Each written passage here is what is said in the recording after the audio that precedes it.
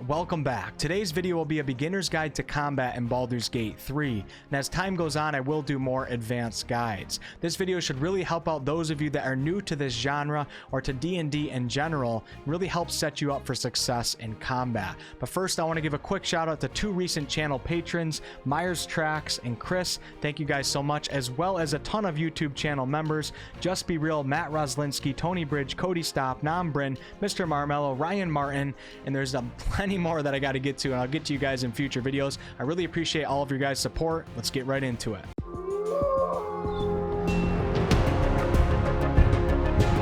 So we're coming up to a place called the Overgrown Ruins, which is a place that most of you guys are going to come across fairly early on in your early access playthrough. This is a really great place for forming a solid understanding of combat in this game, and I highly recommend creating a save point right here and just redoing this combat encounter over and over and over again. And once it starts to become too easy, which it will, then try it with a party of 3, then go in as 2, and then you can even try it solo, which you're going to watch me do at the end of this video. It might sound impressive at first, but it's really not once you have a basic understanding for things that you should be looking out for and doing in combat. Now, if we move forward a little bit without actually being spotted and take aim at our enemies, the first thing that you want to look out for is your percentage chance for actually hitting your target with your attack roll. And the game's telling us right now that we have a 75% chance for succeeding on our attack roll against this guy on the left. Now, the enemy on the right, however, we only have a 49% chance for succeeding on our attack roll, which really isn't that good. And this is where you have to really start paying attention to what the game is telling you. Now, if you look on the bottom left of the screen, it tells us that the target is outside normal range, which is giving us disadvantage. So this target's a bit too far for the weapon that we're using, and we can take the shot, but we don't have a great chance for success. So the easiest way for fixing this is just by walking forward a couple feet, taking aim with our bow, and now that 49% just went up to 70, which is a huge increase. So pay attention to what the game is telling you. So we have 75% for the target on the left and 70 for the target on the right. Both of these percentage chances are pretty good, but we want to try to get those even higher. And you can go about doing this by gaining advantage on your attacks. The 3 easiest ways for gaining advantage, in my opinion, are 1, simply by attacking while you're in a hidden position, or 2, having high ground over your opponents, or 3, knocking an enemy prone and then attacking a prone enemy. You'll have advantage on that attack as well. So being hidden is going to be the simplest way for doing this right in this situation right here.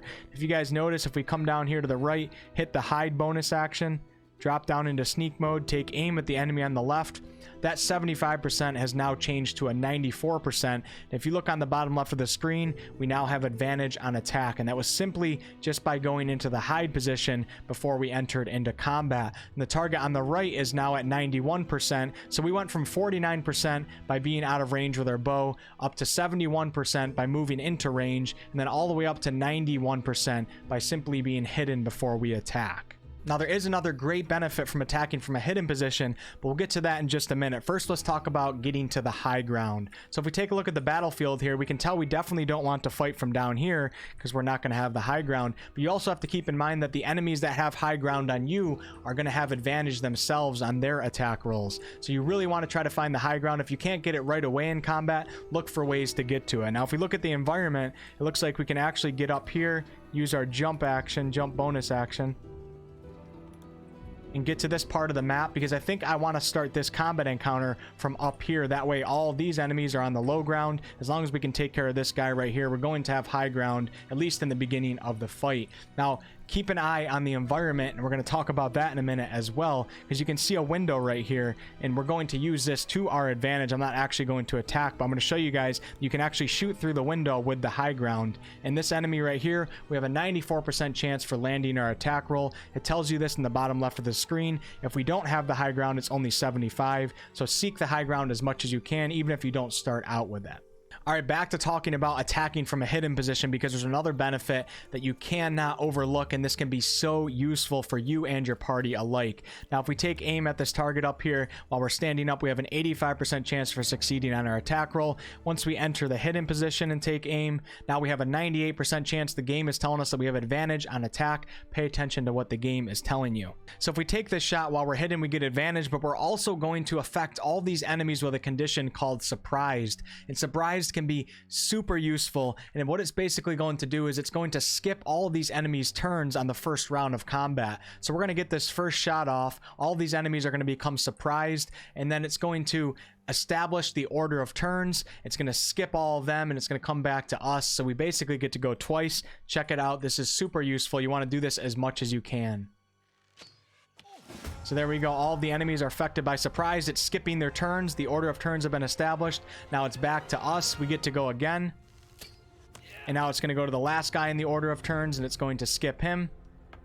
Skipped, and now it resets back to the initial order that was established. So this can be super good, and I'm going to do this at the end of the video, and you guys are going to see. So there's two more things I want to touch upon before we go ahead and solo this combat encounter with our ranger, and that's preparing before the fight even begins. And you can even prepare before dialogue begins in this game as well. This is largely going to depend on what classes you have in your party and what class you're playing. But for example, we have Gal here, and I have a spell called Mage Armor. I can cast this before combat begins, and this is going to increase my armor class by 3, which is really good. And the higher your armor class, the less likely that the enemy is going to be able to land their strikes on you. So we're going to go ahead and cast Mage Armor before we go into combat with Gal. Now it does cost a spell slot, so you have to keep that in mind and see if it's worth it for you, but oftentimes it is worth it, especially to do before combat begins. Now we also are running with Shadowheart here, and she has a spell called Bless, and blesses up to 3 creatures, and they receive a d4 bonus to attack rolls and saving throws. This is a really, really good spell, and it's a buff for 3 of your party members.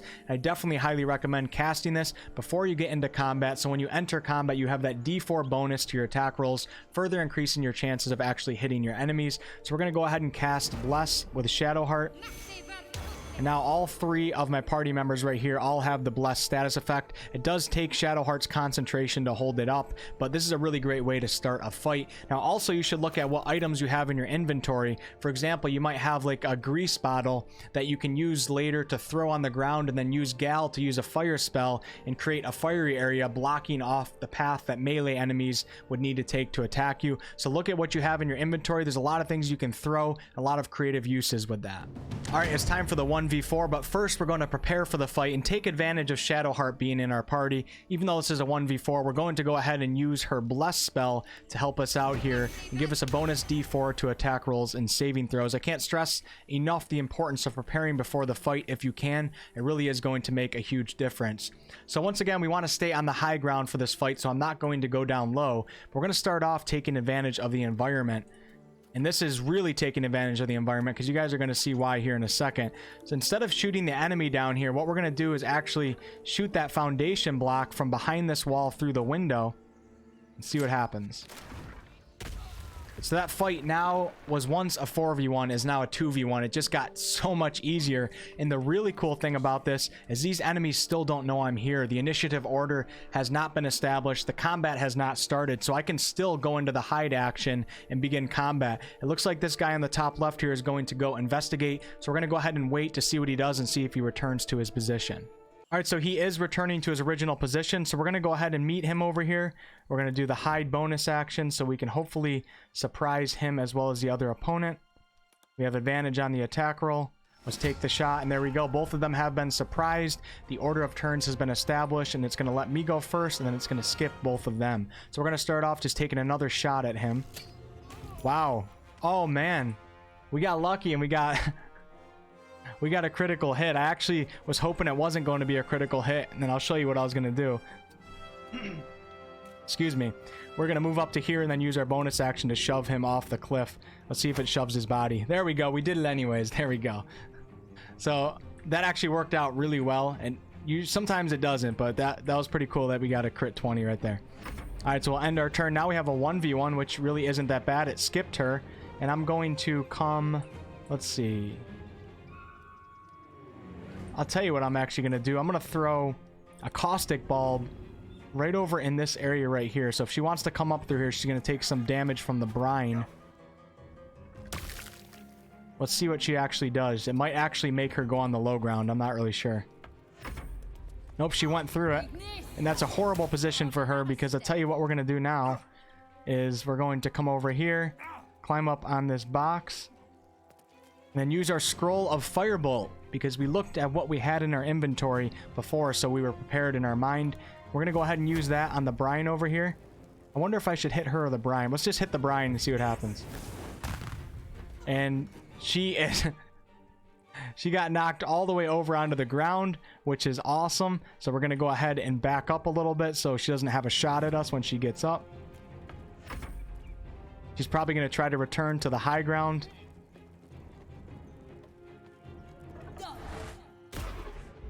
Okay, and then we're going to go ahead and take a shot at her. 2 health left, and we're going to use the rest of our movement bar to use the environment to get out of her way to force her to do something. And she's going to go back on the low ground, which usually is not a good idea, and try to make her way over to us. And that's going to be it, because we're going to move up here. I think we're going to have a shot. We actually might not. Might be able to see her from right here. Let's try. Let's see if we have a shot right here. And we do. So this is going to be it. Oh, little game glitch right there. Ooh. But there you go, guys. So we just handled a 4v1 in a way that made it much, much easier, especially with starting off using the environment and knocking the hole in the ground right here. So thanks so much for watching, guys. If you guys enjoyed the video, please like, comment, and subscribe. I really appreciate it. It's a huge help to my videos. I do all sorts of content on this channel, ranging from live streams to game reviews to game tutorials. Thank you so much to those of you that have been hanging out for the live streams. It's been a little overwhelming, but it's been a lot of fun. I'll do some more in-depth, detailed combat guides in the future. I'm learning myself, and I think it's really important to at least get these basics down first. Have a good one.